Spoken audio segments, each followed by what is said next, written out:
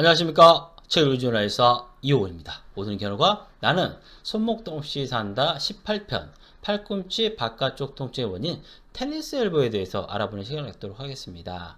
견우가 이전 시간에는 골프 엘보에 대해 말씀드렸는데요. 다시 한번 확인시켜 드리면 팔꿈치 안쪽에 톡 붉어진 뼈 상황을 내상가라고 하는데요. 여기에 문제가 생기는 건 골프 엘보.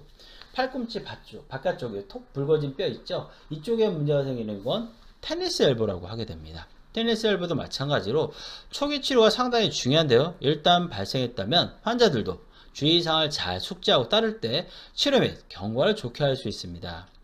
환자들을 위한 티칭 알아보도록 하겠습니다. 첫 번째, 손등을 위로 해서 물건을 들지 않는다. 손등을 위로 해서 물건을 들지 않아. 이건 테니스 엘보가 그렇고요. 손바닥을 위로 해서 물건을 들지 않은 건 골프 엘보입니다. 왜냐하면 손등을 위로 해서 물건을 들게 되면 이 힘이 이 팔꿈치 바깥쪽에 걸리게 되거든요. 골프 엘보는 반대예요. 손바닥을 위로 해서 물건을 들면 이 힘이 안쪽에 걸리기 때문에 손바닥을 위로 해서 물건을 들지 말라고 하는 거고, 테니스 엘보는 손등을 위로 해서 물건을 들지 말라는 겁니다. 두 번째, 손 사용을 줄인다.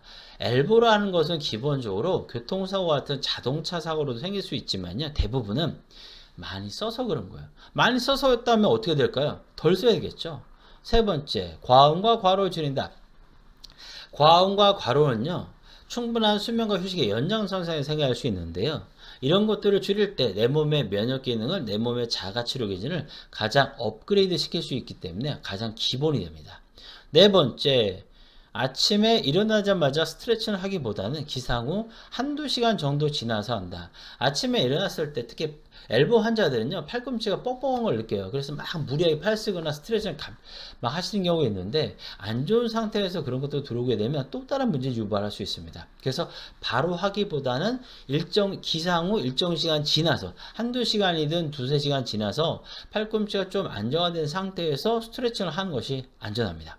다섯 번째, 앞통 부위를 만지지 않는다. 자, 엘보 환자분들이 저지른 쉬운 실수 중에 하나는 뭐냐면, 팔꿈치가 아프니까 자꾸 막 이런 데 눌러보는 분들이 있어요. 어디가 아픈가 하고. 또 좀 내가 만지면 좀 빨리 좋아지지 않을까 하는 애타는 마음이 있지만, 그런 아픈 부위를 자꾸 만지게 되면, 즉 염증 부위를 자꾸 만지게 되면 또 다른 문제를 유발할 수 있습니다. 그래서 앞통 부위를 만지지 않는 것이 좋습니다. 여섯 번째, 무거운 물건을 들거나 힘쓰는 일을 하지 않는다. 엘보라는 거는 어느 날 한번 팔을 많이 썼다고 생각해서 오는 게 아니에요. 그런 사용이 쌓이고 쌓이면서 마이크로 트로마가 생기면서 역시를 넣어보니까 염증과 더불어 통증이 생기는 게 엘보입니다. 그러면 내가 엘보로 팔꿈치가 아파. 그런데 막 무거운 물건을 들거나 힘쓰는 일을 하면 어떻게 될까요? 더 나빠지겠죠? 최근 컴퓨터나 스마트폰, 골프, 헬스 등을 한 사람들이 많아지면서 팔꿈치가 아프다며 견우를 찾는 사람이 늘고 있다. 그중 가장 흔한 원인 중 하나가 테니스 엘보이다. 팔이나 손목을 많이 사용하는 사람이면 누구에게나 발생할 수 있다.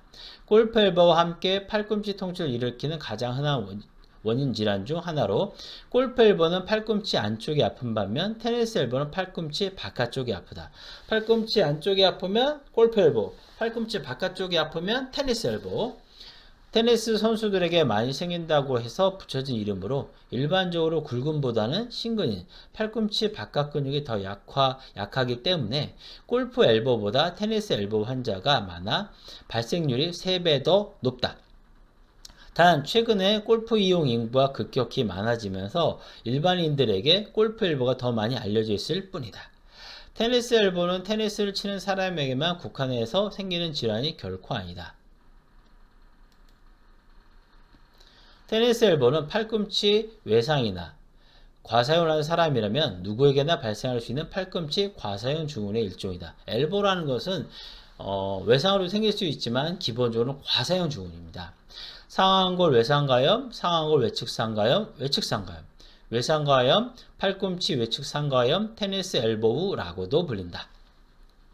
골프를 하면 골프 엘보가 생기기 쉽고 테니스를 하면 테니스 엘보가 생기기 쉽지만 반드시 그런 것은 아니다. 골프를 해도 테니스 엘보, 테니스를 해도 골프 엘보가 생길 수 있다.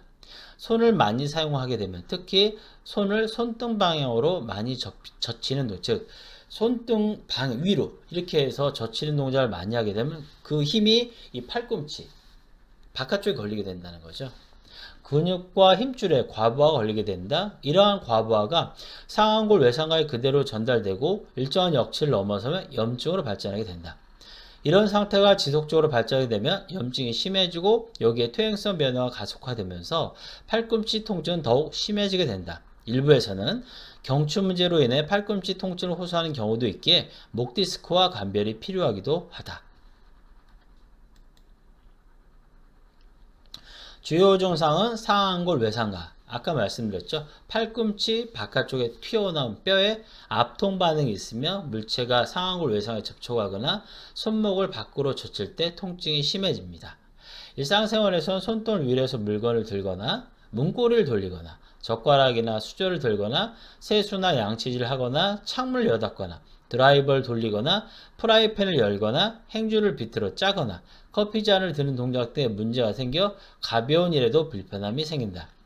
손에 쥐는 힘이 약해져 중풍이 오는 건 아닌가 하는 의심을 하기도 한다.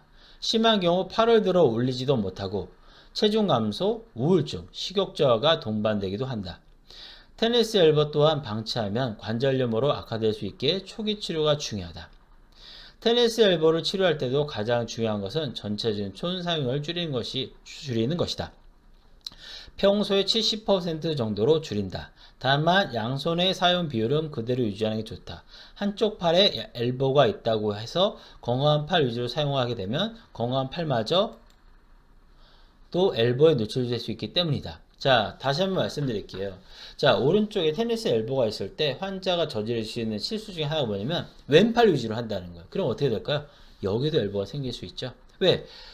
왼쪽 팔도 쓰던 양이 있잖아요. 견우도 오른손잡이거든요. 그럼 보통 한 6대4 내지는 7대3 써요. 엘보가 있게 되면 그 비율을 유지하시되 전체 사용을 줄이는 거예요. 그냥 그 비율을 전체 사용을 줄이지 않고 이쪽 팔 쓸 거 이쪽에 하면 여기도 엘보가 생깁니다. 그래서 엘보가 3개월 이상, 6개월 이상 만성화되신 경우에는 왼쪽 팔에도 같이 문제가 있는 걸 자주 볼 수 있습니다.